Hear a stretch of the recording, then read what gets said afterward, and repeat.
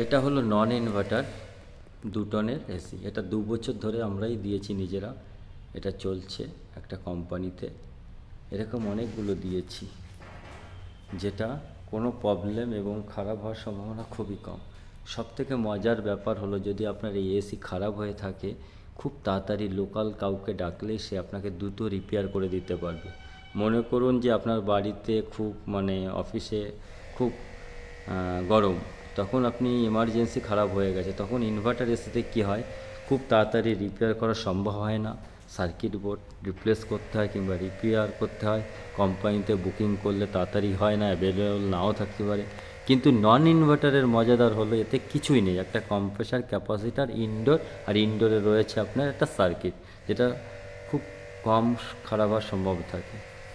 আমরা এগুলো মোটামুটি প্রায় জায়গায় দিয়ে থাকি, সাজেস্ট করি যে হয়তো ইলেকট্রিক বিল একটু বেশি আসবে, কিন্তু আপনি হিসাব করে দেখবেন যে এটাই সবথেকে বেস্ট এসি।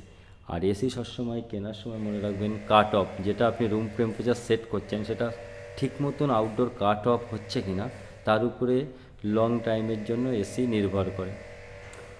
আমরা কাজ করতে এসেছিলাম একটা ক্যাসেট এসি, এগুলো চলছে, এগুলো 4 টন। আপনাদের যদি কোনো এএমসি নতুন এসি নিতে হয় কিংবা সার্ভিস করতে হয়, আপনি রিপেয়ার গ্রুপের সাথে যোগাযোগ করুন। আরও তথ্য জানতে হলে আমাদের সাথে যোগাযোগ করবেন, আমরা আপনাকে ফুল গাইড করব। আমরা কোনো প্রফেশনাল ইউটিউবার নই, আমরা যতটা হেল্প করার চেষ্টা করি কাস্টমার টেকনিশিয়ানদের, যাতে ওনাদের সুবিধা হয়। ইনভার্টার এসি বেরিয়েছে ভালো কথা, কিন্তু ইনভার্টার এসির প্রবলেম হচ্ছে, যখনই খারাপ হয়ে যাবে তখন আপনি খুব কষ্টে, অনেক টাইম লাগবে এটাকে রিপেয়ার হতে। কিন্তু এই এসিগুলো আপনি দ্রুত এবং লোকাল যে কোনো টেকনিশিয়ানকে ডেকে কুইকলি সার্ভিস পেয়ে যাবেন। আর স্পেয়ার পার্ট তো অ্যাভেলেবেল পেয়ে যাবেন যখনই আপনি এটা চাইবেন। এই হচ্ছে মজাদার ব্যাপার। তাহলে দেরি না করে আপনি আমাদের সাথে যোগাযোগ করবেন, আমরা আপনাকে সাজেস্ট করব।